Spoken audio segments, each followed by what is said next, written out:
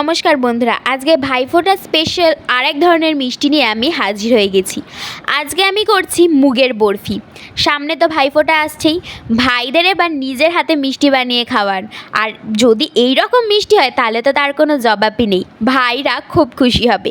তো মুগের বরফি আমি কি করে করছি তার জন্য কিন্তু ফুল ভিডিওটা দেখতে হবে।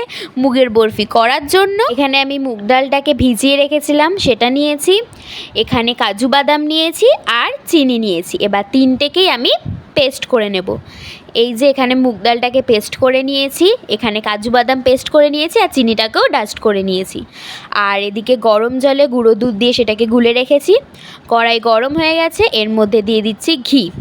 ঘি দেওয়ার পর পেস্ট করে রাখা মুগ ডালটাকে দিয়ে মুগ ডালটাকে ঘিয়ের সঙ্গে একটু নেড়ে চেড়ে নিচ্ছি।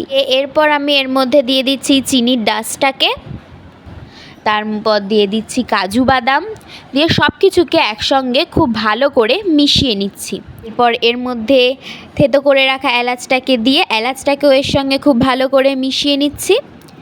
এরপর আমি এর মধ্যে দিয়ে দিচ্ছি গুলে রাখা গুঁড়ো দুধটাকে দিয়ে একটু নেড়ে চেড়ে নিচ্ছি। এবার এইটাকে আমি খুব ভালো করে টানিয়ে নেব।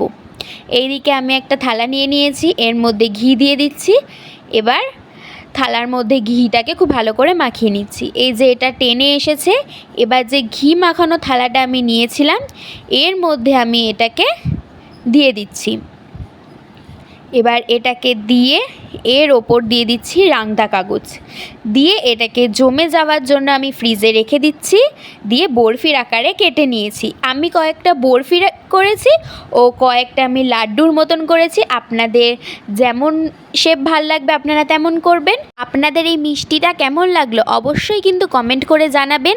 আর ভাইদের যদি এই রকম মিষ্টি আপনারা বানিয়ে দেন তাহলে তো তারা খুব খুশি হবে। তো আমাদের ভিডিওটা কেমন লাগলো সেটাও কমেন্ট করে জানাবেন। ভিডিওটা ভালো লাগলে লাইক করবেন, শেয়ার করবেন ও আমাদের চ্যানেলে নতুন হয়ে থাকলে সাবস্ক্রাইব করবেন। ধন্যবাদ।